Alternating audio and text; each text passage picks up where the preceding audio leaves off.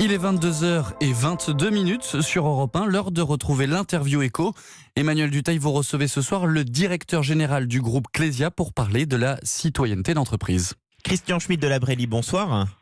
Bonsoir Emmanuel. Un grand merci d'avoir accepté l'invitation d'Europe 1. Vous êtes le directeur général du groupe Clésia. Clésia, c'est l'un des leaders en France de la protection sociale. C'est tenu aujourd'hui le deuxième forum de la responsabilité sociale et environnementale de Giverny, un forum dont Europe 1 était partenaire. Et c'est à cette occasion que nous avons eu envie de vous avoir en ligne justement depuis Giverny. J'ai beaucoup aimé votre table ronde sur la citoyenneté d'entreprise. Je trouve que c'est un mot très fort.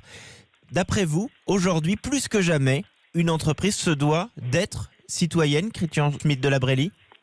Alors très clairement, remontée de ce groupe de travail que j'ai pu avoir le plaisir de co-présider avec Hélène Valade, un groupe de travail très productif qui a pris en compte le fait que la RSE, comme le disait encore ce matin Barbara Pompili, ne doit plus être une contrainte, mais une exigence de la part de l'entreprise en général. Les investisseurs sont en demande.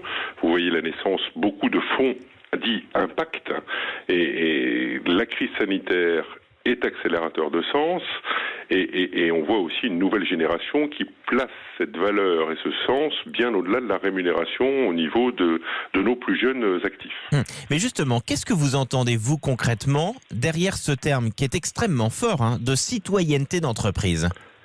De citoyenneté d'entreprise, c'est quelle est la nature que peut participer l'entreprise quant à toutes les dimensions relatives à l'intérêt général. Alors c'est vrai que Clésia, en tant qu'assureur d'intérêt général, en tant qu'entreprise à mission, est peut-être un peu plus mature que d'autres entreprises de taille plus petite dans ce domaine, sachant que seuls 29% des PME, disait la BPI, ont entrepris une démarche RSE structurée, alors que 80% de leurs dirigeants se sentent responsables du bien-être des salariés, de la vie locale, du respect de l'environnement, dans toutes les composantes de la RSE.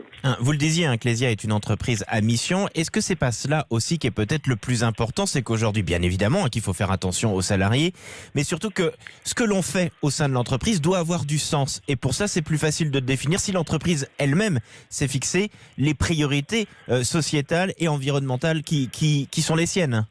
Exactement. Ces critères extra-financiers que l'on remarque dans ces entreprises à mission et chez Clésia ont en fait une incidence économique majeure dans l'écosystème que sont d'une part les salariés, d'autre part nos clients, en troisième point nos fournisseurs et bien évidemment notre gouvernance au sens large. La prise en compte de la satisfaction du client, du bien-être des salariés, d'une relation pérenne avec des fournisseurs est garante là aussi inévitablement, même si ce sont des critères extra-financiers, d'une création de valeur économique de l'entreprise. Même si, vous n'avez pas encore énormément de recul chez Clésia sur ce terme d'entreprise à mission, qui est le cadre qui permet finalement d'avoir une citoyenneté d'entreprise. Qu'est-ce que véritablement aujourd'hui vous en retirez comme bienfait pour l'entreprise, parce que c'est important, et bien évidemment aussi pour ses collaborateurs ? Un engagement fort des collaborateurs qui trouvent tout le sens dans l'exécution de leur mission. Je vous prends un exemple sur la composante des salariés avec des objectifs de RSE, notamment en matière d'inclusivité, en matière de taux d'emploi des personnes en situation de handicap. Je prends ce critère-là. Lorsque vous avez une personne de situation de handicap qui intègre un service, vous voyez tout de suite une certaine cohésion sociale, finalement une élévation de la qualité de service, d'appétence et de bienveillance qui fait que le service fonctionne beaucoup mieux dans ces éléments durables que plutôt dans des règles plus anciennes. Dans le cadre du plan de relance, le ministre de l'économie, Bruno Le Maire, ne veut pas de conditions pour les entreprises contre des prêts ou autres, mais il veut des engagements d'une certaine manière qui ne seraient pas contractuels. Parmi ces engagements, il cite la transition écologique, il cite une meilleure gouvernance, c'est-à-dire notamment avoir beaucoup plus de femmes à des postes de responsabilité et également mieux associer les collaborateurs à la richesse de l'entreprise. Est-ce que du coup, d'après vous, cet après-Covid va être une sorte de tournant pour la RSE ? C'est un accélérateur, très clairement. Nous sommes passés peut-être ces dernières années d'une logique de greenwashing au sens large.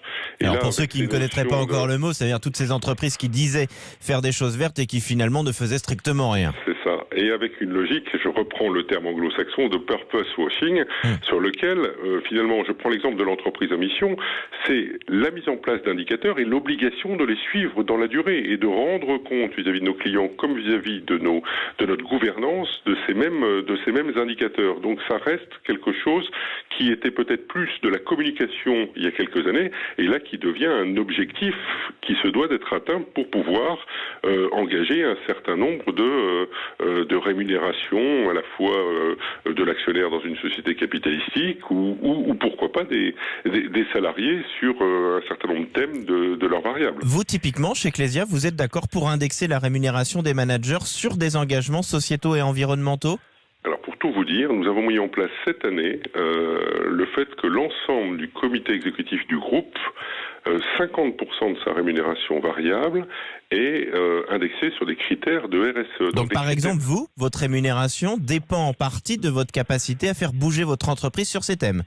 Très clairement, avec des orientations qu'on va retrouver sur la satisfaction de clients, des orientations qu'on va regarder sur le dialogue social, sur le taux d'emploi de handicap dans ce domaine, d'une relation plus verte vis-à-vis de nos fournisseurs, de nos investissements d'actifs. Clésia gère à peu près 10 milliards d'euros d'actifs, de faire en sorte que la robustesse au sens green soit très clairement affichée dans ces domaines. Eh bien, un grand merci Christian Schmitt de la Brélie, le directeur général du groupe Clésia, l'un des leaders de la protection sociale, d'avoir été avec nous ce soir sur Europe 1. On se retrouve lundi à 22h20. Bon week-end à tous. Merci Emmanuel Dutheil, et l'interview écho, elle est à retrouver sur le site d'europe1.fr. Restez avec nous dans